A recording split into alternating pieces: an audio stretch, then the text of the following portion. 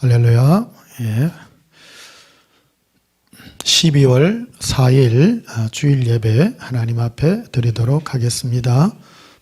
우리 찬송가 288장 부르시겠습니다.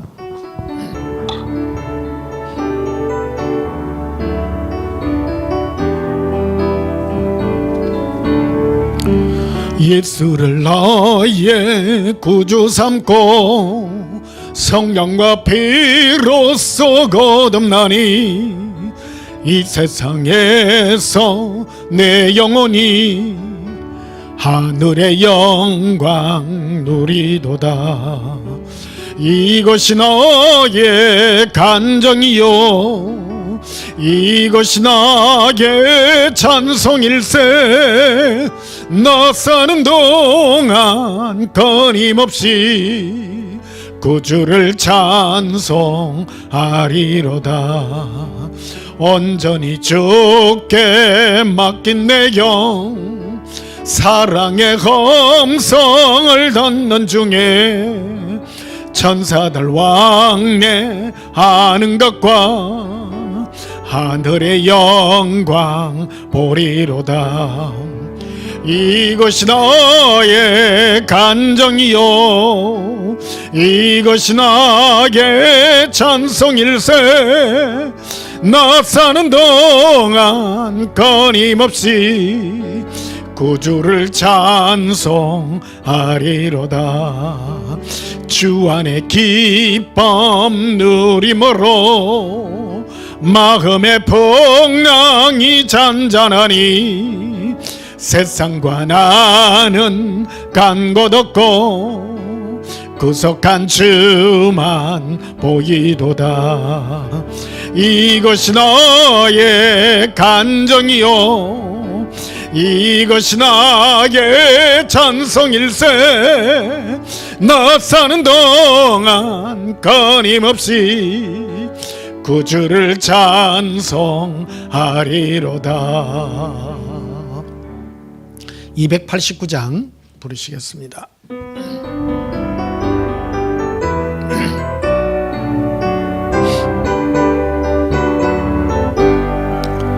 주 예수 내 맘에 들어와 계신 후 변하여 새사람 되고 내가 널 바라던 참빛을 찾음도 주 예수 내 맘에 고심. 주 예수 내 맘에 오심. 주 예수 내 맘에 오심. 물밀던 내 맘에 이쁨이 넘치면 주 예수 내 맘에 오심.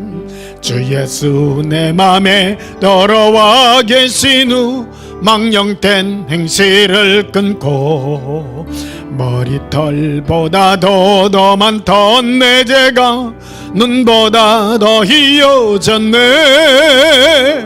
주 예수 내 맘에 오심. 주 예수 내 맘에 오심.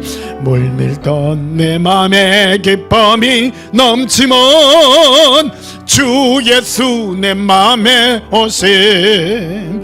내 맘에 소망을 던던히 가지면 주 예수 내 맘에 오심. 오심의 그럼이 사라져버림도 주 예수 내 맘에 고심.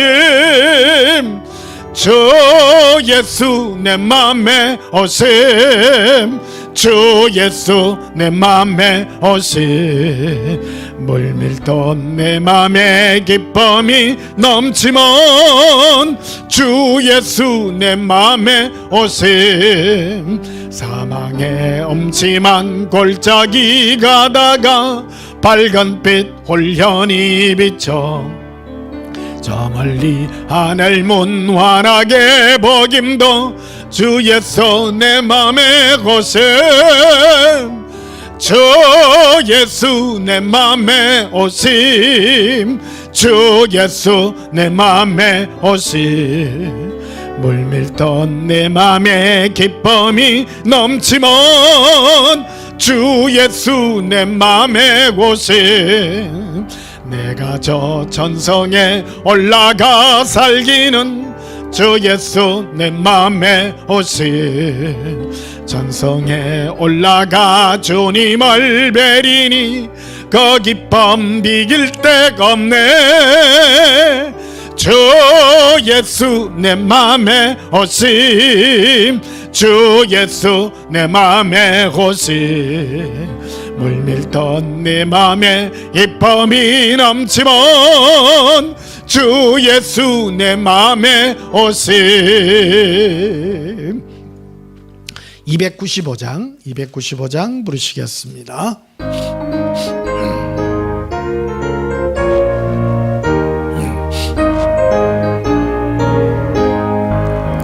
건죄에 빠진 나를 주 예수 건지사 그 넓은 품에 다시 범없이 논에는 저 바다보다 깊고 저 하늘보다 높다. 사랑 영원토록 너 찬송하리라. 날로 더욱 귀하다. 날로 더욱 귀하다. 한이 없이 넓은 우리 주의 사랑. 날로 더욱 귀하다. 옛날의 유대 땅에 주 예수 다닐 때 그 은혜 받으려고 큰 무리 모였네. 누군 먼저 병든 자를 다 고쳐주셨으니 나 같은 죄인까지 그 은혜 받도다. 날로 더욱 귀하다. 날로 더욱 귀하다. 한이 없이 넓은 우리 주의 사랑. 날로 더욱 귀하다. 주 크신 사랑으로 만백성 위하여 그 십자가의 고난 다 받으셨으니 그 속죄받은 성도 은소리 함께 높여 온천지 울리도록 주 찬송하리라. 날로 더욱 귀하다. 날로 더욱 귀하다. 한이 없이 넓은 우리 주의 사랑.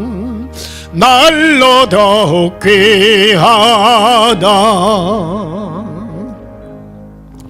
우리 시간 예배 들어가기 전에 지난 한 주간 세상 가운데서 우리가 살면서 지었던 모든 허물과 죄악을 우리 입술로 자백하심으로 하나님 앞에 참여하고 용서받는 시간 가지도록 하겠습니다. 예수님 사랑하여 부르짖으며 우리 다 함께 참회 기도 드리시겠습니다. 예수님 사랑해요. 겔레 비리 콜라라 아라빌레 카라리 아라빈데 카라발라 비리 콜레바레비. 나의 예수님 사랑합니다.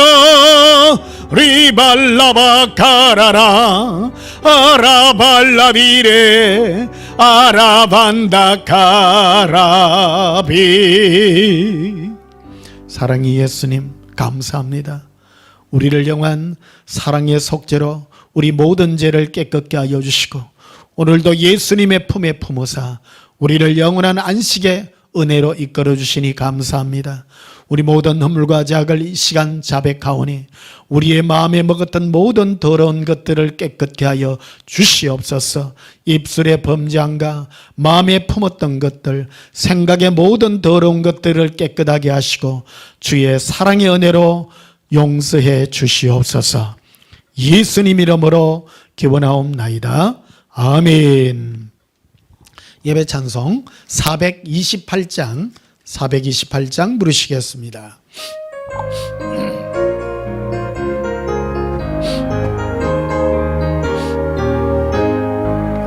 내 영혼의 햇빛 비치니 주 영광 찬란해. 이 세상 어떤 빛보다 이 빛 더 빛나네. 주의 영광 빛난 광채 내게 비춰 주시옵소서. 그 밝은 얼굴 뵈고 올 때 나의 영혼 기뻐다. 내 영혼에 노래 있으니 주 찬양합니다. 저 귀를 기울이시사 다 듣고 계시네. 주의 영광 빛난 광채 내게 비춰 주시옵소서. 그 밝은 얼굴 뵈고 올 때 나의 영혼 기뻐다. 내 영혼의 봄날 되어서 주와 함께 하실 때 그 평화 내게 깃들고 주은혜 꽃피네. 주의 영광 빛난 광채 네게 비춰 주시옵소서. 그 밝은 얼굴 뵈고 올 때 나의 영혼 기뻐다. 내 영혼에 희락이 있고 큰 소망 넘치네. 주 예수 복을 주시고 또 내려주시네. 주의 영광 빛난 광채 네게 비춰 주시옵소서. 그 밝은 얼굴 뵈고 올 때 나의 영혼 기뻐다. 예수님의 사랑의 음성은 우리 영혼을 기쁘게 하는 줄 믿습니다. 우리 다 함께 예배기도 드리시겠습니다. 예수님, 우리 마음에 예수님의 사랑의 빛을 비춰주시니 감사합니다. 어두웠던 우리 모든 마음들을 예수님의 사랑의 위로로 위로하여 주시니 우리는 만족합니다. 우리 마음의 모든 어두운 것들이 물러나게 하시고 예수님의 사랑의 빛으로 밝게 하여 주시옵소서. 감사합니다. 예수님, 우리에게 비친 이 사랑은 이 어떤 것보다도, 세상의 어떤 것보다도 바꿀 수 없는 예수님의 위로인 줄 압니다. 이 위로가 넘치게 하시고 이 험한 세상 속에서 참된 사랑의 기쁨으로 살아갈 수 있게 하시고 우리 마음에 사랑의 기쁨이 넘치게 하사 승리의 개가를 부르게 하여 주시옵소서. 지지 말게 하시고 사랑의 은총으로 이기게 하여 주시옵소서. 이 험악한 세상 가운데서 마귀의 음성이 아니라 예수님의 위로의 음성으로 우리 마음이 더욱 힘있게 하여 주시옵소서. 2022년도 이제 한 달 남았습니다. 예수님, 늘 올 한 해도 이끌어 주신 그 사랑이 이번 남은 기간에도 더욱 충만케 하사 승리의 은혜로 축복하여 주시옵소서. 오늘도 위로의 은혜를 기억합니다. 예수님 약속하여 주시고 우리 마음에 예수님이 허락한 그 거룩한 은총이 더욱 빛나게 하여 주시옵고 어두운 것들이 도저히 없는 큰 사랑의 위로의 빛만이 비춰지게 하여 주시옵소서. 예수님, 주의 거룩한 승리의 깃발이 우리의 심령에 세워지게 하시고 우리가 예수님 앞에 서는 그날까지 힘있게 달려가게 하여 주시옵소서. 예수님 이름으로 기도하옵나이다. 아멘. 436장 부르시면서 예물 드리시겠습니다.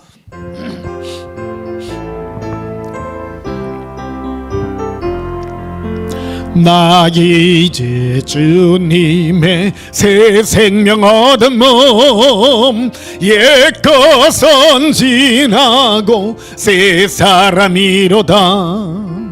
그 생명 내 맘에 강같이 흐르고 그 사랑 내게서 해같이 빛난다. 영생을 누리며 주 안에 살리라. 오늘도 내일도 주 함께 살리라. 주 안에 감추인 새 생명 얻으니 이전에 줬던 것 이제는 값없다. 하늘의 은혜와 평화를 맛보니 찬송과 기도로 주 함께 살리라. 영생을 누리며 주 안에 살리라. 오늘도 내일도 주 함께 살리라. 산천도 초목도 새 것이 되었고 죄인도 원수도 친구로 변한다. 새 생명 얻은 자 영생을 누리니 주님을 모신 맘 새 하늘이로다. 영생을 누리며 주 안에 살리라. 오늘도 내일도 주 함께 살리라. 주 따라가는 길 험하고 멀어도 찬송을 부르며 뒤따라가리라. 나 주를 모시고 영원히 살리라. 날마다 섬기며 주 함께 살리라. 영생을 누리며 주 안에 살리라. 오늘도 내일도 주 함께 살리라. 들어진 예물 위하여 봉헌하며 축복하고 기도하겠습니다. 예수님, 이제 예수님 안에 참 평강을 누립니다. 이 삶이 이제 우리가 남은 이 세상에서의 삶이며 또한 예수님 앞에서 영원히 사는 평강의 삶인 줄 압니다. 우리 마음에 주의 부으신 성령이 더욱 충만하게 하사 이 평안함이 영원하게 하시고 우리 심령에 넘치는 이 샘물의 기쁨이 충만하게 하시옵소서. 생명수 깊은 곳에 예수님의 사랑의 은혜가 담겨 있는 줄 압니다. 오늘도 이 자리에 생명샘 주의 사랑의 위로의 기쁨이 넘치게 하사 우리 심령이 예수님의 위로로 충만케 하사 승리의 계가를 푸르게 하여 주시옵소서. 오늘도 12일을 구분하여 드립니다. 세상 것들과 타협하지 아니하며 오직 예수님의 사랑과 거룩한 은혜의 위로로 승리하게 하시고 우리가 마지막까지 달려갈 주의 영광의 자리에 이를 수 있도록 축복해 주시옵소서. 이 마지막 때에 숨겨진 예수님의 신부들이 예수님의 사랑의 능력 가운데 머물러 있게 하여 주시옵소서. 감사의 물들을 드립니다. 기쁨과 서원의 예물들을 드리오니 우리가 예수님 앞에 드리는 이 모든 고백들이 예수님의 사랑의 응답으로 응답받게 하여 주시옵소서. 예수님 이름으로 봉헌하며 축복하여 기도하옵나이다. 아멘. 우리 하나님 말씀 보시겠습니다. 하나님 말씀 신명기 30장 보시겠습니다. 신명기 30장입니다.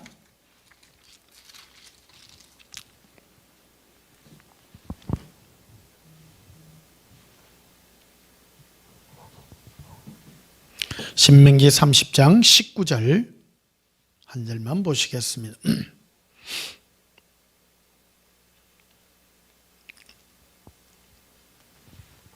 신명기 30장 19절입니다. 제가 봉독합니다.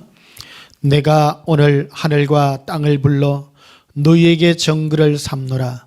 내가 생명과 사망과 복과 저주를 네 앞에 두었은즉 너와 네 자손이 살기 위하여 생명을 택하고. 아멘. 오늘 전할 말씀의 제목은 예수 생명의 쟁취라는 제목으로 말씀을 전가하도록 하겠습니다. 2022년 올 한 해도 이제 한 달이 채 남지 않았습니다. 여러분 올 한 해 힘차게 달려온 여러분, 또 지난 여름에 더위도 많이 길었는데 잘 승리하시고 이제 뭐 12월 달, 1월 달은 조금 춥다 그래요. 이제 추위 조금 견디고 나면 3월 되면 코로나가 좀 어느 정도 안정이 될 것 같답니다. 그때 이 예배 조금 대면 예배로 어떻게 할까 이렇게 좀 생각 중에 있습니다. 참고해 주시고요.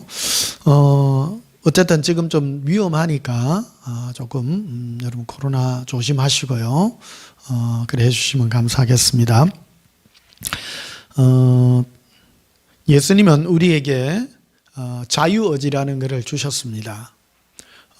어떤 분이 물어봐요. 목사님, 천국 갈 사람, 지옥 갈 사람, 정해져가 있습니까? 이것도 다 예수님이 정해놔서 우리가 무슨 노력해 본들 다 정해놨는데 우리가 어떻게 노력할 필요가 없지 않겠습니까? 하는 그런 의문들을 가지고 있는, 특히 학생들 간에 그런 생각을 가지는 경우가 많습니다. 그러나 여러분, 예수님은 우리에게 자유의지라는 걸 주었습니다. 그래서 오늘 그 본문에 보면요, 내가 오늘 19절, 내가 오늘 하늘과 땅을 불러 너에게 정글을 삼노라. 내가 생명과 사망, 복과 저주를 네 앞에 두었은즉 너와 네 자손이 살기 위하여 생명을 택하라고 말합니다. 여러분, 우리 앞에는요, 생명과 사망, 생명과 사망은 무엇입니까? 지옥과 천국에 가는 것입니다. 또 복과 저주를 우리 앞에 두었다고 말합니다. 우리는요, 정말로 살기 위하여 생명을 택해야 됩니다. 쟁취를 해야 됩니다. 하나님이 우리에게 주신 이 자아라고 하는, 나라고 하는 이 영혼을 우리는 내팽개치면 안 됩니다. 적극적으로 생명을 쟁취하고요, 이 체질이 되어야 돼요. 사람은 자기도 모르게 마귀에게 이 조정을 받아가지고 항상 무엇이든지 생각하는 것마다 빼딱하고 또 무엇이든지 생명이 아니라 저주를 택하고 죽음을 택하고 복이 아니라 저주를 택하고 이런 경우가 참 많습니다. 우리는 체질이요, 정말 생명을 택하는, 생명 택함의 그런 체질들을 어릴 때부터 가져야 됩니다.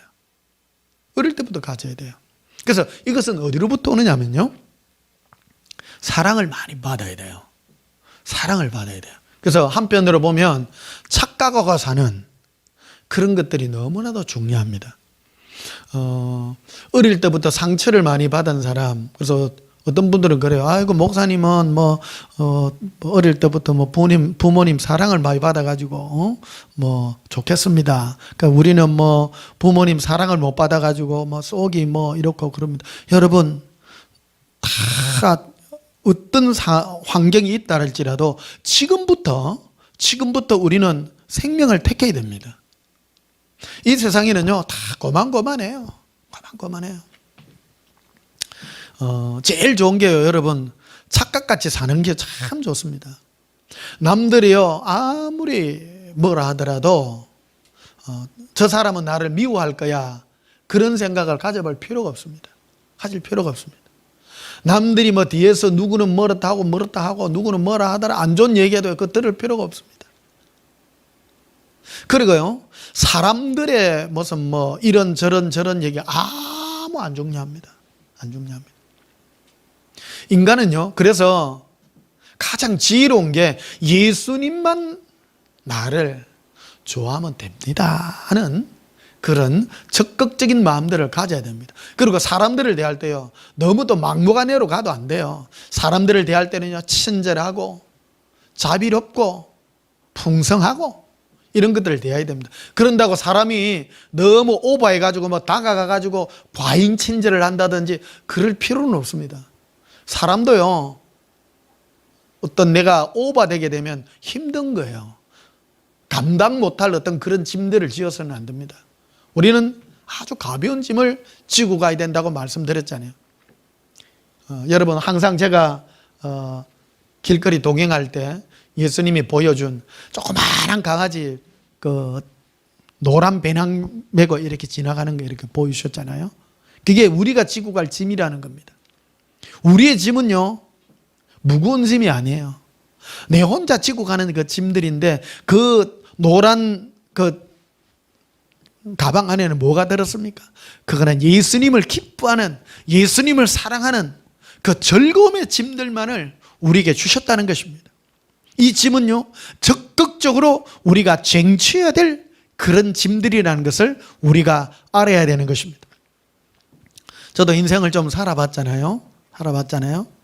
사람들의 행과 불행, 이 땅에서 참 먼 일을 하든지 잘 되는 사람들의 그 일반적인 특징이 있습니다. 보면 이 인생은요, 누구나가 다 큰 파도가 오고 고통이 오고 위기가 다 옵니다. 다 동등하게 와요. 항상 꽃길만 걷는 사람은 없습니다. 예수님은 우리 인생에게 많은 고난을 허락하십니다. 물질의 고난도 허락하시고, 어떤 경우에는 나의 건강의 위험도 예수님이 우리에게 허락하시기도 하고요. 또 여러 인간관계, 특히 가족들, 남편, 부인, 자식들, 또 우리 부모님들, 어떤 그런 말 못할 그런 고민을 가지고 있는 그런 많은 인간관계들, 내 주위에, 직장 주위에서 나를 괴롭히는 사람들, 사업하다가 나에게 어떤 덩진 사람들, 그런 사람들 주위에 많은 여건들이 있습니다. 이런 많은 파도들이요, 동일한 것입니다. 그런데 이런 것들을 예수님이 모든 인생에게 공평하게 허락해 주셨다는 것입니다. 그런데 우리가 이 모든 것에서 이겨낼 수 있는 그런 은혜가 우리에게 필요한 것입니다. 오늘 이 시간에는요, 2022년 우리 남은 한 달 동안 우리가 이 마지막 이 1년을 잘 마무리하는 의미에서 생명을 쟁취하는 참된 자세에 대해서 우리가 한번 알아보고요, 우리가 어떻게 이 생명을 쟁취할 수 있을 것인가 하는 이 은혜를 우리가 받는 그런 시간을 우리가 한번 가져봐야 되겠습니다. 항상 오늘 그 말씀도 보면요, 신명기 30장 6절에 이 말씀을 우리에게 말씀하고 있습니다. 6절에 보시면요, 네 하나님 여호와께서 네 마음과 네 자손의 마음에 할례를 베푸사 너로 마음을 다하며 뜻을 다하여 네 하나님 여호와를 사랑하게 하사 너로 생명을 얻게 하게 하실 것이다. 예수님은 우리에게 마음에 할례를 행하사, 왜 할례를 행하냐면요, 우리 마음에 이 가죽을 이렇게 벗겨냅니다. 가죽을 벗겨낸다는 뜻이 뭐냐면요, 삶의 이 목표를 바꾼다, 그런 뜻입니다. 거듭난 자와 거듭나지 않는 자의 이 삶의 이 자세는, 거듭나지 않는 자는 자기 이 마음의 1순위가 자기 자신이에요. 자기 행복, 자기 잘 되는 거, 전부 그런 겁니다. 그런데 하나님이 우리 마음에 성령을 부으셔서 우리로 거듭나게 하면 우리 마음의 제일 1순위가 예수님이 되는 거예요. 그래서 예수님을 딱 사랑하게 하고, 예수님을 사랑하는 그 삶이 우리 마음의 첫째 목표가 된 거예요. 거듭난 사람은 이 땅에 사는 것이 목적이 아니에요. 그러므로 누가 뭐라 하든지 내가 별 스트레스를 덜 받아요. 누가 나에게 비난을 하든지 뭘 하든지 나의 목표는 예수님이라는 거예요. 여러분, 가만히 봅시다. 이 세상에 많은 사람들은요, 삶의 목표가 자기 자신이에요. 남들에게 친지를 베푸는 것도 자기를 위해서 친지를 베풀고, 자기 잘 되기 위해서, 자기 행복을 위해서 친지를 베푸는 경우가 많이 있습니다.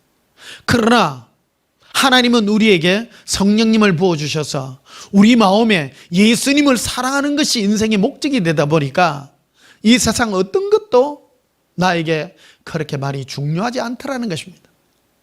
사나 죽으나 나의 마음은 예수님 사랑하는 것이 내 삶의 목표가 되었다라는 것입니다. 그래서 오늘 그 말씀도 항상 연결되는 게 이런 게 있습니다. 15절에도 보면요, 신명기 30장 15절에 보라, 내가 오늘 생명과 복과 사망과 화를 내 앞에 두었나니, 생명과 복이죠, 또 사망과 화, 항상 반대되는 이런 것들을 우리 앞에 두었다라는 것입니다. 참 신기한 일입니다. 그런데 우리에게 생명과 복만 주면 우리 앞에 두면 얼마나 좋겠습니까? 흔히들 말하는 꽃길만 걸으라고 말이요. 여러분, 이 세상에 꽃길만 어디에 있습니까? 그거는 꿈 같은 일이죠. 꽃길만 있을 수 없습니다. 다 세상에 보니까요, 근심 걱정 없는 사람이 없어요. 온 집에 보면요, 통계적으로 그렇다잖아요. 뭐 돈 많고 행복하게 사는 사람들 특징들이 보면 이 몸에 지병을 앓고 있는 사람들이 참 많단 말이에요. 참 많고 다 괴롭습니다. 여러분, 내가 육체가 강하면 또 멘탈이 약하든지 항상 약점이 있고, 인생은요 항상 그런 것입니다. 그래서 우리는 예수님께 나아가야 나의 연약한 것을 예수님께 다 아뢰고, 예수님 없이는 못 산다는 이 고백을 날마다 할 수 있는 이 은혜가 얼마나 간절한지 모릅니다. 그리고 따라 놓은 말씀이 오늘 16절에 이렇게 되어 있죠. 곧이라고 되어 있잖아요. 생명과 복과 사망과 화를 내 앞에 두었나니. 그래서 이 모든 것 중에 보십시오. 이 세상에 사망과 화를 택할 사람이 어디 있습니까? 그거는 정신이 이상한 사람들만이 택한다는 거예요. 이 뭘 하라는 겁니까? 생명과 복을 택하라는 것입니다. 그런데 생명과 복을 택하는 이 방법이 뭐냐면 바로 16절이 나와 있다는 곧이라고 되어 있죠. 내가 오늘 내게 명령하여 내 하나님 여호와를 사랑하라고 말하는 것입니다. 생명과 복을 선택하는 방법 중에 1순위가 왜? 예수님을 사랑하면 생명과 복을 선택하게 되는 첫 단추가 거기에부터 있다는 것입니다. 예수님은 어떤 문제를 두고요, 어떤 분들의 어떤 큰 문제를 두고 내게 중보기도를 내가 하는 경우들이 있거든요. 근데 예수님이 뭐라 그러냐면 제일 첫 단계가 그를 위하여 그가 나 예수를 사랑하도록 기도하라고 말합니다. 엉뚱하잖아요. 지금 그 사람 뭐 집안에 큰 우환이 나서 병에 걸려가 죽게 생겼는데 첫 번째 문제가 예수님을 사랑해야 된다고 말씀하는 거라는 거예요. 그러니까 오늘 예수님도 우리에게 이 얘기로 말씀해 주고 있는 것입니다. 우리로 거듭나게 하사 첫 번째 예수님 우리에게 명령하신 것이 예수님을 사랑하라고 명령한다는 겁니다.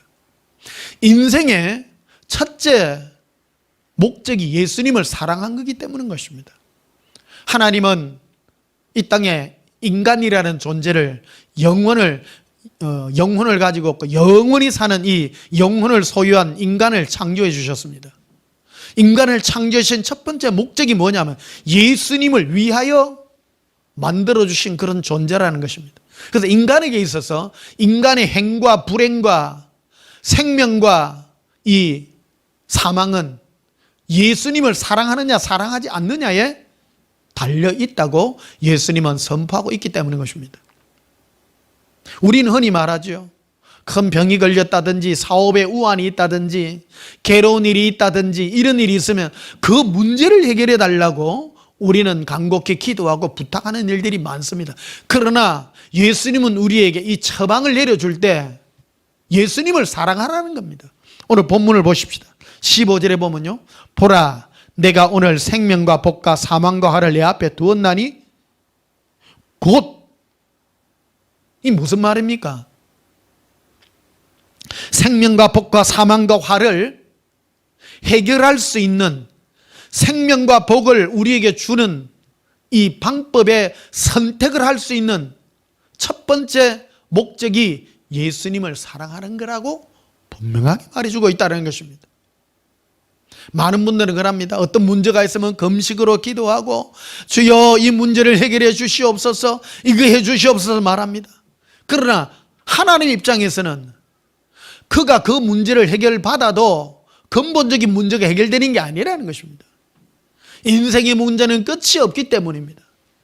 한 문제가 해결되면 한 문제가 또 오고요, 끝이 없습니다. 끝이 없습니다. 제가 바닷가에 서가 있을 때, 바닷가에 있으면요 파도가요 끝없이 밀려요. 수평선 넘어서부터. 아들아, 네 인생에, 모든 인생에 오는 파도들은 저 바다에 있는 파도와 똑같단다. 물질의 파도가 넘어가면 건강의 파도, 건강의 파도 넘어가면 자식의 파도, 자식의 파도 넘어가면 부모의 파도, 남편의 파도, 아내의 파도, 어떤 직장 동료의 파도, 인생의 괴로움의 파도, 자기 자아에 대한 파도, 넘을 수 없는 이 엄청난, 자기 자신도 감당을 못해가지고 괴로워하는 경우도 너무너무 많다고 말씀하는 것입니다. 인생의 근본적인 문제는 바로 예수님을 사랑할 때야 가능하다고 말씀하고 있는 것입니다. 그래서 오늘 본문의 19절에 보면요, 이렇게 말합니다. 내가 오늘 하늘과 땅을 불러 너에게 정글을 삼노라. 내가 생명과 사망과 복과 저주를 내 앞에 두었은즉 너와 네 자손이 살기 위하여 생명을 택하라고 말하죠. 생명과 사망을 놓아두었다. 그래서 네 죽고 싶으면 사망을 택하고 살기 싶으면 생명을 택하라는 겁니다. 그러니까 예수님의 마음의 바람은 무엇입니까? 살기 위하여 생명을 택하라. 택하라. 그 생명을 택하는 말씀이 바로 20절에 나와 있죠. 네 하나님 여호와를 사랑하라고 말합니다. 사랑하는 성도 여러분, 우리에게 있어서 가장 중요한 삶의 목적이 바로 예수님을 사랑하기 위한 것이라는 것입니다. 예수님은 미리 준비해 두셨습니다. 우리에게요. 며칠 전에 한 영상을 이렇게 보는데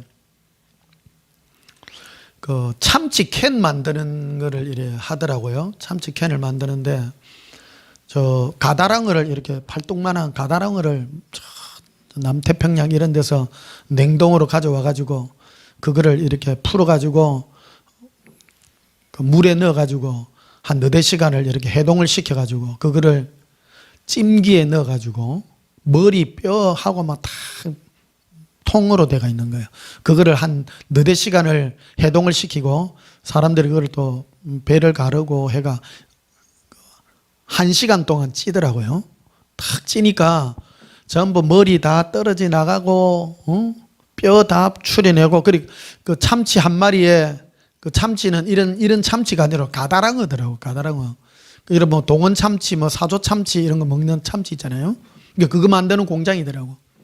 그거를 뼈를 머리 걸러내고 뼈가 참치 한 마리에 뼈가 200 몇십 개가 있대요. 뼈 하나를. 그거를 손으로 맨손으로 장갑을 끼는 게 아니더라고요. 이게 그 맨손으로 일일이 다 발가내는 거예요. 그거를. 여러분, 저 생선 내가 되게 좋아해가지고 생선 먹잖아요. 생선은 먹기는 좋은데 제일 번거로운 게 뼈 갈라내는 거예요. 그거 제일 싫어요.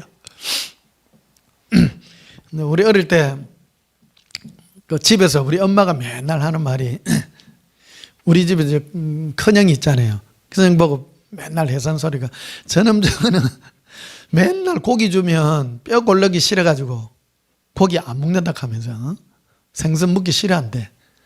막 뭐 생선 갈라 물 때 뼈 갈라내고 하는 거 요거 하기 싫어갖고 안 먹는다고 그러더라고. 그래 이 뼈 안 고르고 먹는 것 중에 참 맛있는 게 칼치 있잖아요. 칼치 풀치라 그러는데 칼치 그거 조그만한 거를 말려가지고 조림해가지고 반 해가지고 먹는 그거 참 맛있어요. 이게 생선은 뼈채로 뼈 이거 안 하고 먹는 거고요. 정말 그 맛있더라고요.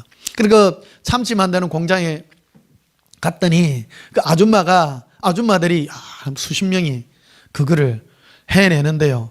진짜 너무 경이로운 거예요. 그거를 장갑도 안 끼고요. 그거를 일일이 손으로 집에서 진짜 그 사랑하는 아내가 그거를 골라주시.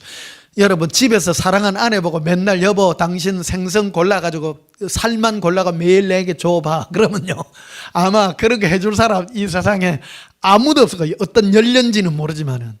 그리고 그 영상을 보고요 너무 깜짝 놀란 거예요. 그리고 일하시는 아줌마들이요 자부심을 가지고 있더라고. 그걸 하루에 1시간씩 이렇게 교대를 하고 일하는데 그거를 일일이 맨손으로 해야 뼈가 이렇게 있는 걸 손으로 전부 다 골라낼 수 있는 거예요. 그래서 그 살들을 전부 이렇게 골라내 가지고 이래 홈 속에다가 전부 다 밀어였더라고. 밀어갖고 캔 속에 다 담아가 가니까요. 엑스레이로 전부 또 찍어요. 지능함수로 막 쫙 지나가니까 엑스레이에 그 뼈 한 조각 조그마한 거 있어도 그게 빨갛게 표가 돼. 그러면 이래 하는 기계로 가지고 뼈 있는 거는 탁 옆으로 치내는 거예요. 통을.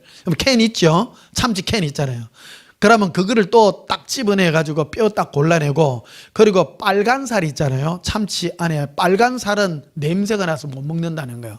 그리고 그것도 탁 볼가내고, 그래 참치 이만한 거 한 마리 하는데 살코기가 얼마 안 돼요. 살코기. 그러거나 참치를 새로 봤다니까요.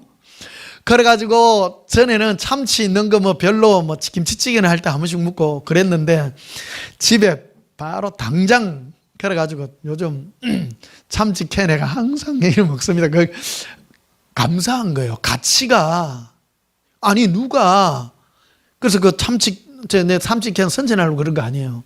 가치가 그만큼 뛰어나더라는 겁니다. 사람이 일일이 그래가지고 만들어내고 해서 요새 그래 한다는 게 쉽지 않잖아요. 그래 일하는 그 아줌마들이 하는 말이 자기들은 자부심을 가지고 있다는 거예요.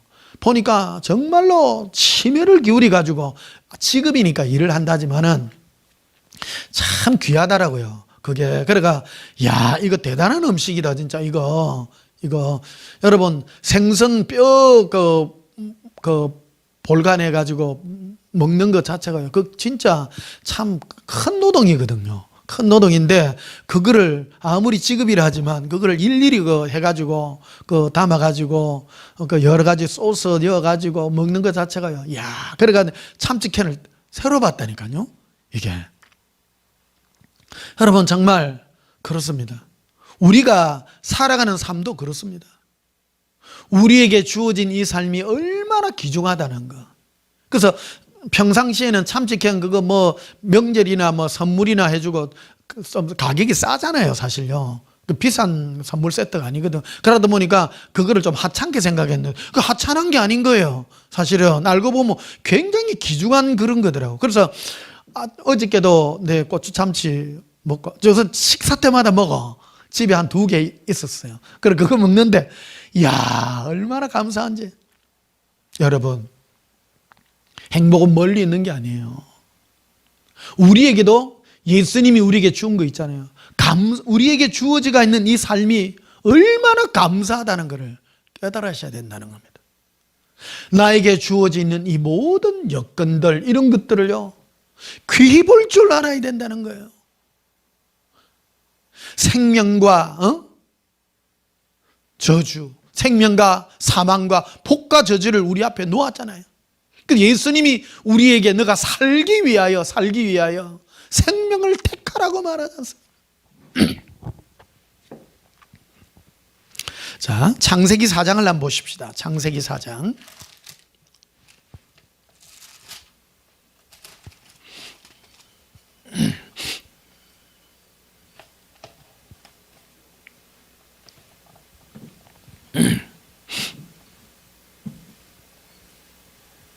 창세기 4장 6절에 보면요.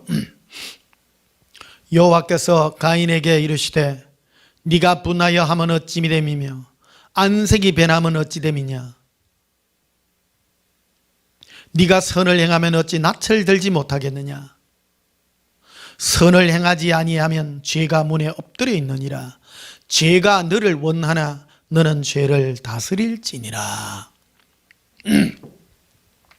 우리 옛날에 우리나라 소설 중에 가인의 후예라고 뭐 그런 소설도 있잖아요.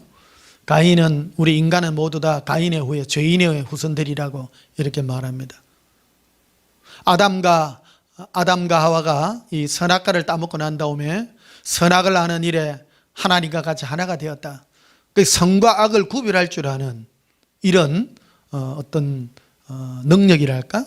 어떤 그런 것이 생겼습니다. 사실은요, 선과 악을 구별하는 것은 하나님만이 가진 어떤 그런 능력이었습니다. 그런데 하나님이 허용해서 어쨌든 이래 우리가 죄를 짓게 된 어떤 그런 것이 있습니다. 가인과 아벨이 하나님 앞에 이 제물을 드리는데, 아벨의 제물, 자기 동생 아벨의 제물은 받으시고 가인의 제물은 하나님이 받지 않으셨습니다.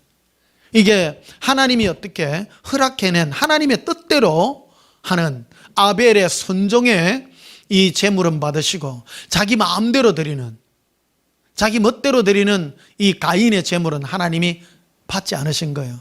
그러니까 어떤 마음에 이 현상이 생기는가 하면 가인의 마음에 분노가 일어난 거예요. 분노.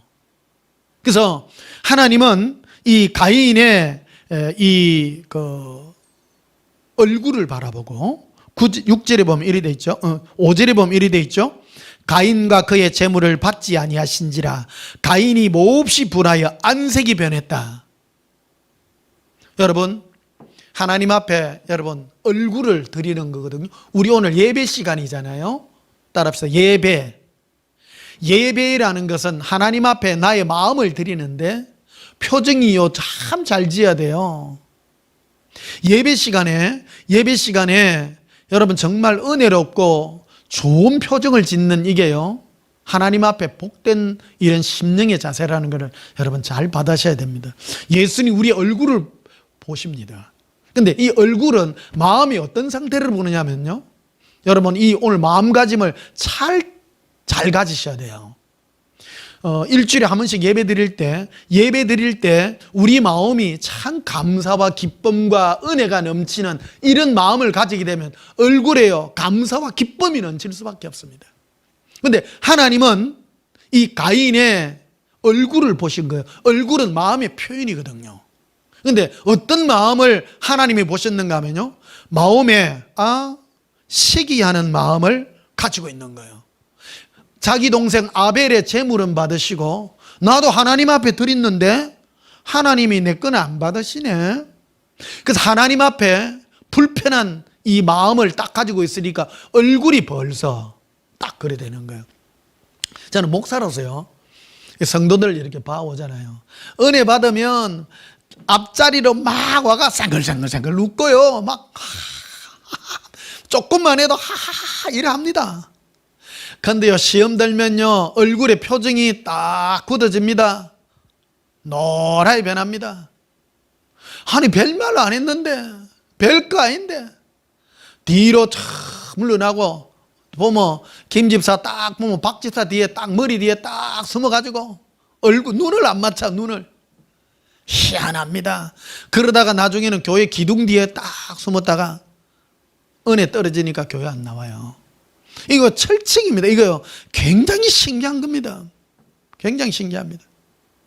여러분, 내 마음에 왜 안 맞냐? 보십시오. 가인이 자기 마음에 안 맞아. 안 맞는 동기가 뭐냐면, 하나님은 내 동생 예물만 받으시고 내 거는 안 받네. 속으로 그런 생각을 가진 거예요. 그러니까 안색이요 시험 든 안색을 딱 가지고, 그러니까 하나님이 딱 이걸 봐요. 6절에 보면요,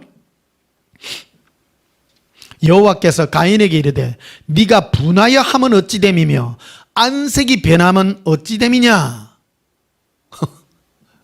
얼굴을 딱 보신 거예요. 하나님이 안색이 네 보니까 전에는 은혜로워가 얼굴이 볼가해가지고 내한테 오니까 예수님 이래 하더만은 네 지금 얼굴이 노랗네. 여러분, 안색이 시험 들면 어떤 색으로 변한다고요? 노랗게 변합니다. 근데 색깔까지 압니다. 잘 압니다.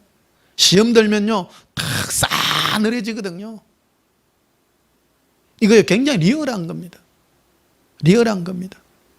여러분, 오늘 생명을 쟁취하시기를 축복합니다. 생명의 은혜가 얼마나 귀중한가. 신앙은요 관념이 아니라 실제적인 것입니다. 오늘 우리 예배 드리는 것, 여러분 지금 영상으로 가정에서 예배 드리는 것이지만은 마음을요 다 잡으세요. 혹시 시험 든 일이 있으면 혹시 마음에요, 하나님 왜 내 거는 안 해줘? 이래가 안색이 변해가지고 노랗게 되시면 회개하세요. 지금 얼굴을 붉게 만드세요. 은혜롭게 만드세요. 굉장히 중요한 사건입니다. 7절에 이렇게 말하죠. 네가 선을 행하면 어찌 낙철들지 못하겠느냐. 선을 행하지 아니하면 죄가 문에 엎드리느니라. 죄가 너를 원하나 너는 죄를 다스릴지니라.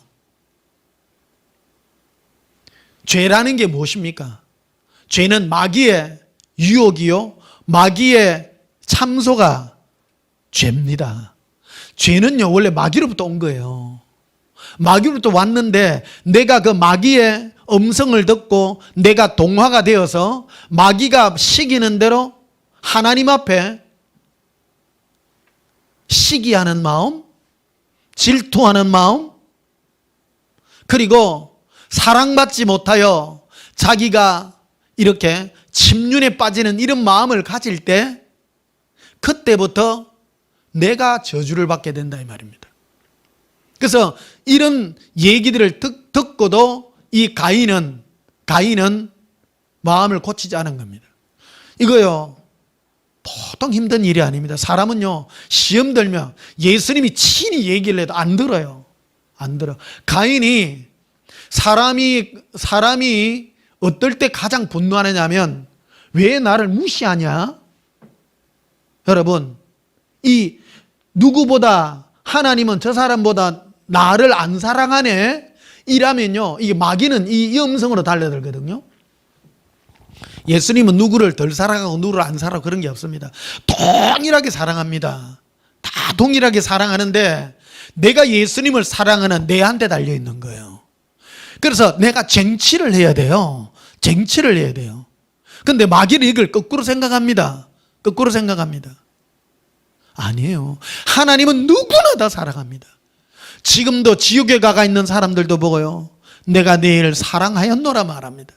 사랑하였노라 말합니다. 그런데 그는 이 가인과 같이 예수님을 사랑하지 않고 자기 마음대로 자기 마음의 마귀의 소원을 따라서 시기하고 분노가 일어난 겁니다. 그래서 가인은 어떤 죄를 짓게 되느냐 하면 8절에 이렇게 되어 있죠. 가인이 그의 아우 아벨에게 말하고 그들이 들에 있을 때 가인이 그의 아우 아벨을 쳐 죽이니라. 분노가 일어나니까요. 왜 그런 생각을 가졌을까요? 하나님은 아벨 때문에 나를 덜 사랑하는갑다. 시기심이 앞선 거예요. 그래가지고 저 아벨만 쳐 죽이면 내가 하나님 앞에 갈 수 있을 것이다. 여러분 이거는 마귀로부터 온 겁니다. 제일 먼저 일어나는 우리 마음에 내 마음에 내가 가지고 있는 시기심, 특히 학생들이나 이 젊은 시절에 또 나이 들어도 이거 생각이 안 고쳐지는 사람들, 평생 힘들게 사는 사람의 특징들이 뭐냐면 감사가 없어요. 감사가 없어요. 그래서 그들은 마음에 나는 왜 이렇게 못생겼을까? 나는 왜 부잣집에 태어나지 않고 가난하게 태어났을까? 그래서 나는 왜 이렇게 안 돼?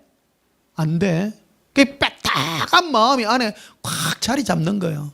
여러분 우리 친구들 중에요. 가만히 보면 우리 친구 중에 성공한 친구들이 있거든요. 걔들 보면요. 첫 번째 뭐가 잘하냐면요. 첫째 인사를 잘합니다. 오면 열심히 하고 적극적으로 얘기하고 그런 사람, 그런 친구 중에 못 사는 친구 나 본 적이 없어요. 그런데요. 친구들 중에 우리 좀 나이가 됐잖아요. 내 인생의 경험입니다. 특히 젊은 여러분들 제 말을 듣고 성공하고 싶으면 여러분의 환경을 탓하지 마세요. 자기 자신이 복받아야 돼요. 자기 자신이 복받아야 돼요. 자기 자신이 복받으려고 하면요. 항상 먼저 다가가서 적극적으로 은혜로워야 됩니다. 인사도 잘하고요. 적극적으로 예 맞습니다. 여러분 남자들 중에 매력 있는 남자가 어떤 남자인 줄 아세요? 잘생긴 남자 아닙니다. 제일 매력 없는 남자가 뭐냐? 잘생겼는데 무뚝뚝한 사람 있죠. 그거는 쓸모없는 사람입니다. 좀 못생기도요. 좀 고구마같이 생기도 인사하고 웃고 친절한 사람 있잖아요. 매력 있는 사람입니다. 잘 살아요. 그런 사람들은요. 친절하고 그런 사람들의 능력이 어디서 나오냐 하면 그 사람이 개발된 것들이거든요. 살면서 힘들어도 이겨내야지. 내 마음에 슬픔이 찾아와도 이겨내야지. 그래서 자기 자신이 안에서부터 힘있게 자라난 사람입니다. 어떤 분은요, 맹맹한 사람이 있습니다. 누가 뭐라 해도 말 한마디 해도 대꾸가 없는 사람들, 그런 사람은요 희망이 없어요. 근데 한마디 하면요 두 마디 세 마디 맛있게 말할 줄 알고, 그런 사람이 성공한 사람이라는 거예요. 누가 말하면 시기하고 질투하는 사람이 아니라 누가 말하면 더 좋게 얘기하고, 그런 사람은요 반드시 성공합니다. 왜 그러냐, 그런 사람 주위에는 좋은 사람이 붙게 마련입니다. 세상에 만날 때마다 싸늘한 표정을 짓고 내한테 안 좋은 말만 하는 그 사람 주위에 친구가 있겠습니까? 없습니다. 그런 사람은 또 오래 못 살아요.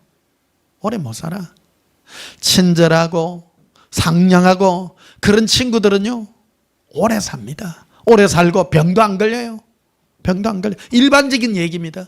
그러나 오늘은 예수님 안에서 얘기를 오늘 여러분과 나누고 있습니다. 예수님 안에서 나누고 있습니다. 첫 번째가 바로 예수님을 사랑할 때 우리 마음에 기쁨이 넘치게 된다는 것입니다. 하나님은 가인에게 이런 말을 했다 아닙니까? 네가 안색이 변하면 어찌미냐? 죄가 너에게 소원을 아래도 너는 그 소원을 들어주면 안 된다. 죄의 소원이 무엇입니까? 바로 사랑받지 못함을 인하여 너가 소외당하고 네 마음에 여러 분함이 일어나고 시기가 일어나고 이런 것들을 너가 다스려야 된다고 말하는 것입니다. 다스리는 방법이 무엇입니까? 바로 예수님 안으로 달려가야 된다는 것입니다. 창세기 29장을 한번 보십시다. 창세기 29장. 오늘 이 말씀을 우리 나누어서 2022년 우리 정말 아름다운 그런 날들을 우리 결실을 한번 맺어보도록 하십시다. 제가 이 목사로서 이렇게 오랜 세월 지냅니다만 어떤 사람은요 체질이 안 변하는 사람이 있더라고요. 근데 어떤 사람은요 체질이 참 좋은 사람이 있습니다. 말할 때마다 안 좋아도요 웃고. 근데 알고 보면요, 집사님 그런 일이 있었습니까? 근데 알고 보면요 너무 괴로운 일이 많았어요. 그런데요 기도 부탁했는데 그런 사람은 예수님이 기도 참 잘 들어주신 거예요. 어떤 분은요 할 때마다 늘 뺐다게. 근데 이게 예수님이 어떤 문제를 하나 해결해 줘도 다른 문제 또 생겨. 늘 죽을 상을 하고 있어. 끝이 없는 거예요. 여러분, 한 문제 해결해 주면요 웃으셔야 돼요. 제가 우리 엄마가 내를 늘 놀리던 얘기 하잖아요. 니는 호철이 니는 아이스 깨끼 하나면 니는 된다 이 말이에요. 아이스 깨끼. 아무리 막 힘들고 막 그래도 아이스 깨끼 갖고 내가 막 어디 간다고 막 울고 있으니까 엄마가 아이스 깨끼를 하나 사오도 니 거칠래 이거 내가 이 하수도에 수채꾼 얘기하는 말은 이거 버릴까 이래. 눈물을 멈추고요. 여러분, 즉시 내한테 아무리 슬프고 뭐하고 한 일이 있어도요 누가 위로해 주면 웃을 줄 알아야 됩니다. 체질이 좋아야 됩니다. 저는요 마음에 슬픔이 오잖아요. 그러면요 기쁨의 찬송을 부르면요 3초 안에 기쁨이 솟아납니다. 체질이 좋아야 됩니다. 따라합시다. 예수님, 나의 체질이 예수님 기쁨의 체질을 주시옵소서. 희락의 체질이게요 정말 복된 체질입니다. 창세기 29장 31절을 보십시다. 29장 31절에 여호와께서 레아가 사랑받지 못함을 보시고 그의 태를 여셨으나 라헬은 자녀가 없더라. 레아가 임신하여 아들을 낳고 그 이름을 로빈이라여 이르되 여호와께서 나의 괴로움을 돌보셨으니 이제는 내 남편이 나를 사랑하리로다 하였더라. 여러분, 여자에게 있어서 남편의 사랑을 받고 못 받고 이거는 굉장히 큰 문제입니다. 큰 문제입니다.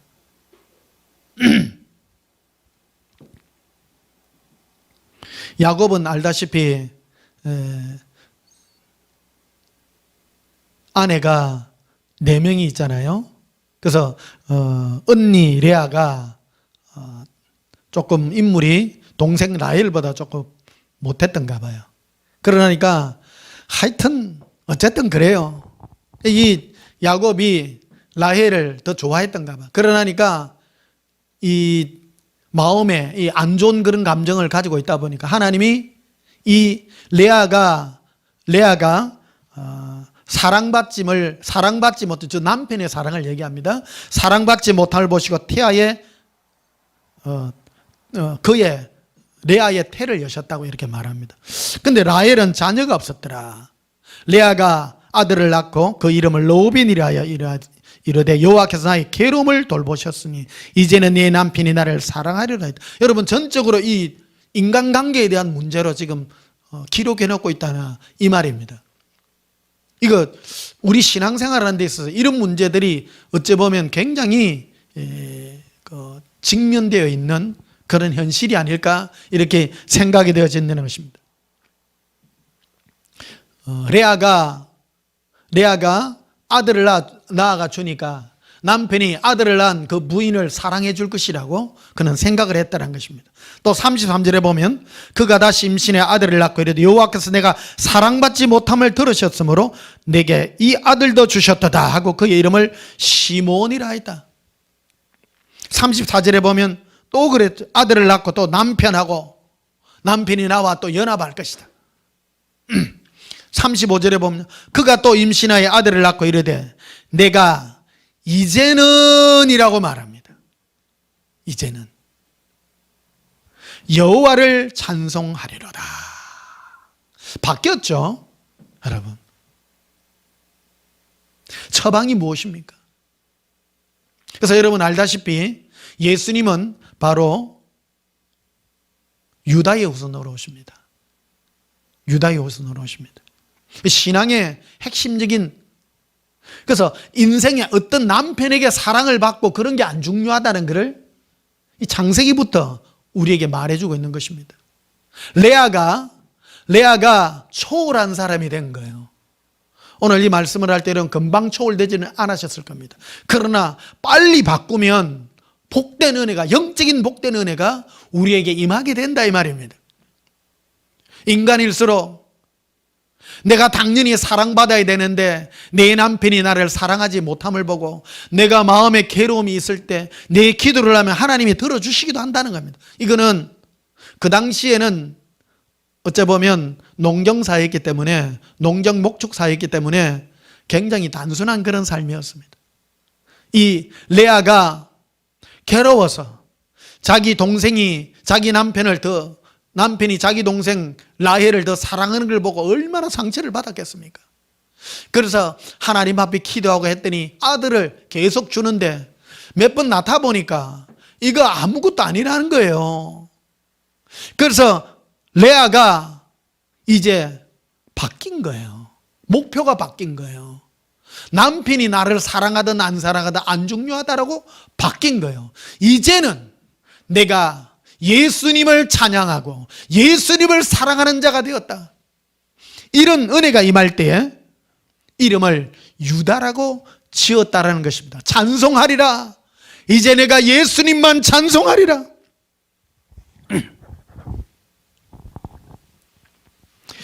그래서 창세기 30장 1절에 보면요, 라헬이 자기가 야곱에게서 아들을 낳지 못함을 보고 그의 언니를 시기하여 야곱에게 이르되 내가 자식을 낳게 하라. 그렇지 않으면 내가 죽겠노라. 여기 시기한다는 얘기가 나옵니다. 그래서 그 당시 레아와 라헬의 이 시기하고 서로 질투하는 이런 여러 관계를 지금 우리에게 얘기해 주는 것을 보게 됩니다. 여러분, 먼저 레아가 먼저 변화되고 바뀌어진 것을 알게 됩니다. 라헬은 자기가 남편으로부터 많은 사랑을 받았지만은 결국 하나님이 태를 열어주지 아니하므로 그 마음에 시기가 일어나게 되었다는 것을 보여주고 있습니다. 이것들이 무엇입니까? 시기라고 하는 것은 바로 다툼의 영들을 말합니다. 히브리서 12장 14절에 보면요, 너희 마음에 쓴뿌리가 일어나서 많은 사람들이 마음이 더러워지는 것을 조심하라고 우리에게 말합니다. 쓴뿌리는 무엇입니까?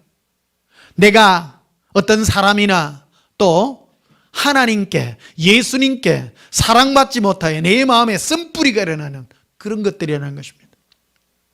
그런데 이 쓴뿌리들을 다스리고 이겨낼 수 있는 유일한 방법이 무엇입니까?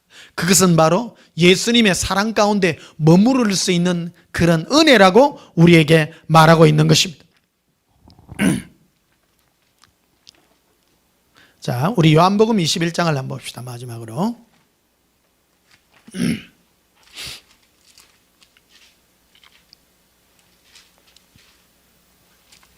요한복음 21장 20절에 보십시다. 베드로가 돌이켜 예수께서 사랑하시는 그 제자가 따르는 것을 보니, 요한복음은요 사도 요한이 쓴 글입니다. 근데 사도 요한은 자기 자신을 누구라고 표현하면요, 예수께서 사랑하시는 그 제자라고 표현합니다. 여러분, 당당해야 됩니다.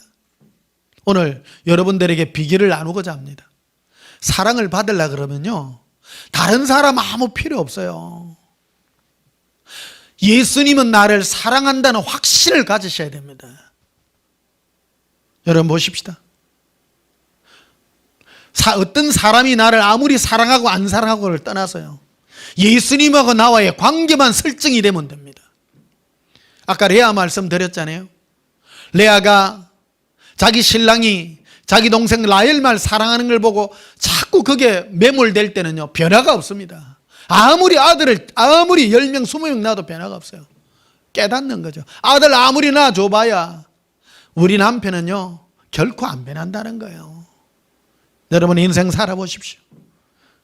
여러분의 주위의 환경이, 나의 주위의 환경이 아무리 바뀐다고 해서 변하던가요? 안 변합니다. 변하지 않습니다. 라헬의 현실도 보십시다. 그가 남편으로부터 아무리 사랑을 많이 받는다 할지라도 자식 하나 못 낳잖아요. 시기해 줄 수밖에 없는 이 괴로움이라는 것입니다. 인생은 동일한 것입니다. 그래서 레아가 먼저 깨달았죠. 인생에 있어서 사랑받고 안 사랑하고 별로 안 중요하다는 겁니다. 이제는 내가 예수님만 찬양하고 예수님만 사랑하리라. 그래서 그 아이의 이름을 유다라고 지었다는 거예요. 약속이죠. 예수 그리스도의 약속이 유다로부터, 유다 지파로 나온다는 것입니다. 생명의 약속은 예수님만 사랑하는 이 쟁취의 은혜 가운데 있다는 것입니다. 요한복음은요 영적으로 굉장히 깊은 것입니다. 사도 요한이 자기 자신을 뭐라고 표현하냐면 예수님께서 사랑하시는 제자라는 겁니다. 예수님은 나를 사랑해. 예수님은 나를 사랑해. 여러분, 예수님은 여러분을 사랑하시는 줄 확신하십니까? 그러면요, 누가 어떤 뭐란 말을 할지라도 절대 흔들릴 필요가 없습니다. 마귀는 우리를 여러 가지로 공격합니다.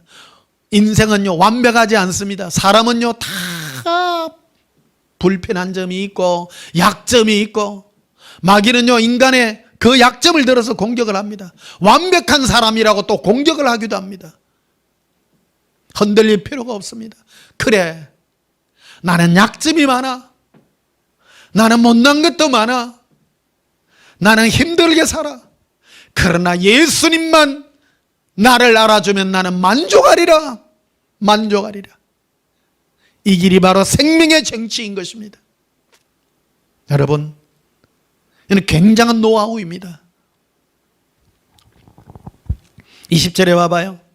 베드로가 돌이켜 예수께서 사랑하시는 그 제자, 자기 자신입니다. 따르는 것을 보니, 베드로가 이거 설정을 잘 생각해야 돼요. 베드로가 봤다고 내가 예수님 품에 다 평상시 기대어서 사랑을 받고 하는 이 현상을 베드로, 우리가 흔히 말하는 수제자잖아요. 예수님의 수제자가 딱 보고 뭐라고 한마디를 하더라는 겁니다. 그런 만찬석에서 예수의 품에 의지하여 주님을 파는 자가 누구이리까 묻던 자들아. 이에 베드로가 그를 보고 예수께 여짜오되, 이 그가 누구죠? 요한입니다. 요한을 보고 예수께 여짜오되, 주님, 이 사람은, 즉 요한은 어떻게 되겠사옵나이까? 예수님 먼저 아래 말씀드렸죠. 베드로가 어떠한 죽음으로 하나님께 영광을 돌릴 줄 알았느니라. 죽음으로 영광을 돌릴 줄 예수님이 미리 가르쳐 주셨어요. 베드로야, 너는 나를 위하여 죽을지언정이라고 말하지 않았느냐? 여러분, 함부로 목숨 걸지 마세요. 이거 예수님이 다 들으십니다. 베드로는요, 죽기까지 목숨을 걸고 이런 말을 해요. 근데요, 요한은 목숨 건다 그런 말을 안 해요. 굉장히 중요합니다. 우리는 목숨 걸며 사랑한다고 생각하는데요, 사랑에는요, 목숨 건다고 사랑되는 게 아니에요. 근데 목숨을 걸어도 함부로 하면 안 돼요. 요한은 친밀함으로 다가간 거예요. 친밀함으로. 굉장한 지혜입니다. 여러분, 영성이 요한이 높아요, 베드로가 높아요? 요한이 훨씬 영성이 높은 겁니다. 평상시 요한은 예수님의 품에 의지하여 늘 지내들 자입니다. 굉장한 비밀도 가르쳐 주죠. 예수님께서 마지막 만찬석상에 이 만찬을 나누면서 오늘 너희들 중에 한 사람이 나를 팔리라. 12제자 중에 한 사람이 판다고 예수님이 친히 말씀하시죠. 그럴 때 난리가 났어요. 12명이. 그러니까 12명 중에 전부 예수님 따르고 하니까 12명 중에 한 명을 판다 그러니까 난리가 나.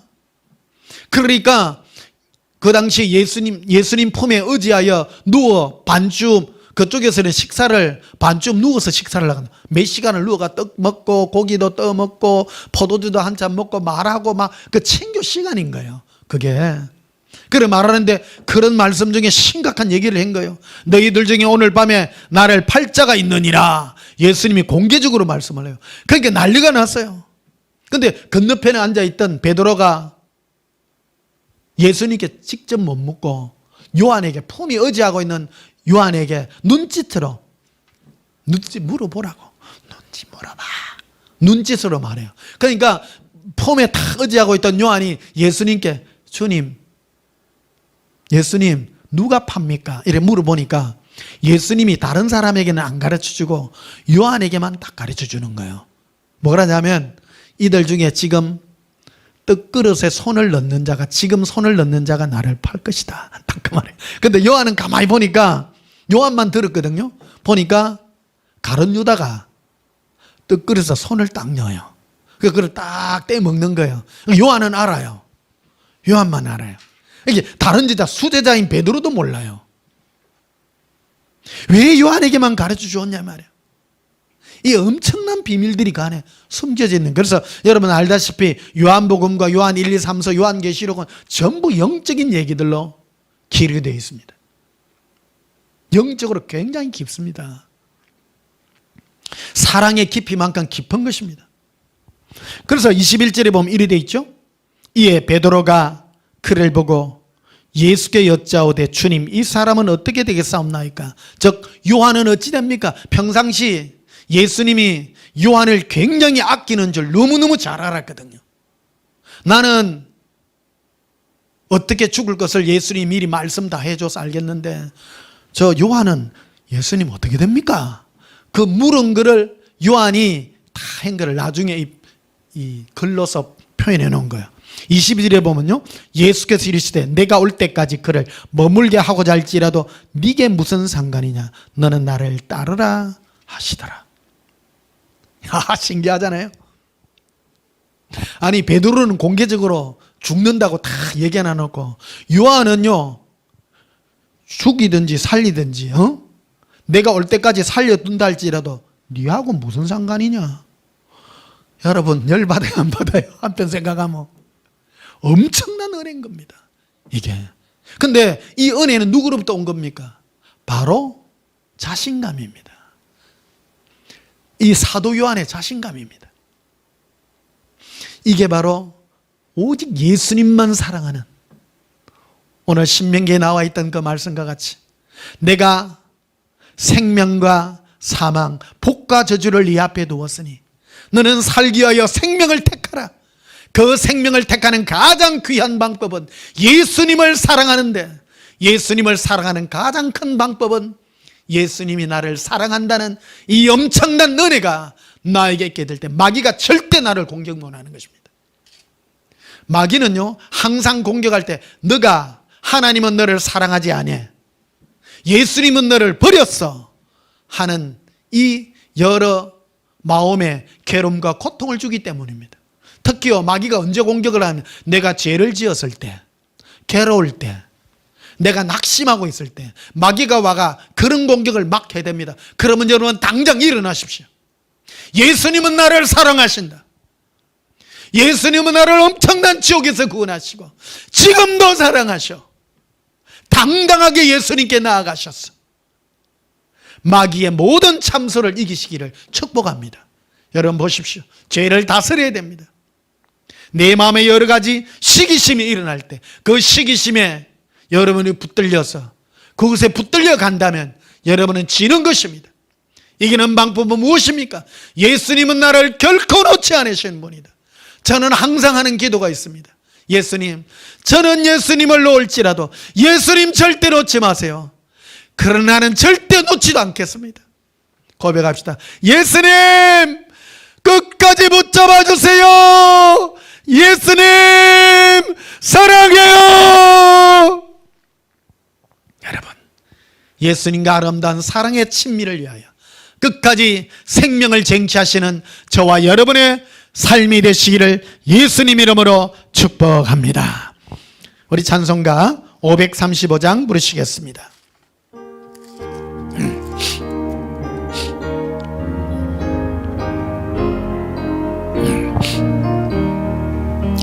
주 예수 대문 밖에 기다려 섰으나 단단히 잠가더니 못 들어오시네.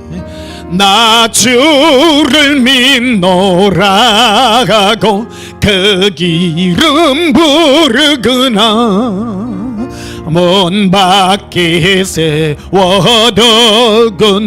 참 나의 수치라.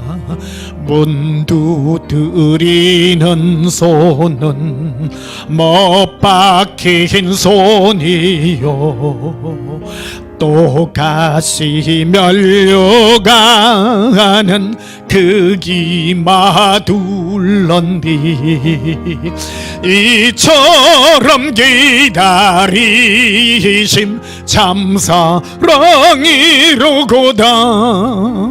문 굳게 닫아두거니 한없는 네 죄라.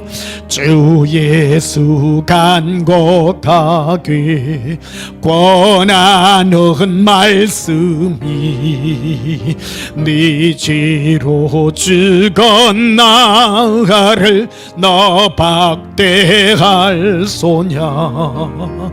내 죄를 회개하고 건문 올렵니다. 도셔서 좌종하사 떠나지 마소서. 여러분, 신앙의 싸움은 예수님을 사랑하는 생명의 쟁취의 싸움입니다. 낮은 수준에 머물러 세상의 이슈에 함몰되지 마십시다. 오직 예수님만 사랑하여 예수님이 나의 사랑을 끝까지 붙들고 있음을 확신하시고 마귀의 여러 시기심과 분노와 우리 마음에 있는 사랑받지 못하여 나오는 여러 쓴뿌리들을 이길 수 있는 생명의 쟁취가 있으시기를 지금도 예수님 우리 마음에 문을 두드리고 계십니다. 내가 너를 사랑하는데 너가 나를 박대할 소냐. 시기심으로 예수님을 밀어내지 마시고 내 마음의 여러 시기심 때문에 다른 사람도 미워하지 마시고 어떤 사람과 할지라도 상관하지 아니하며 예수님만 사랑하여 생명의 쟁취를 이루시는 저와 여러분이 되시기를 예수님 이름으로 축복합니다. 아멘. 기도하시겠습니다. 예수님 사랑합니다. 지금도 우리 문 밖에서 우리 만문을 두드리며 내가 너를 위하여 생명을 주었나니 너는 나를 사랑할지라. 나의 이 사랑의 음성을 듣고 나의 마음문을 열며 나 예수로 만족하기를 원하느냐 물으시는 예수님의 그 음성을 듣나이다.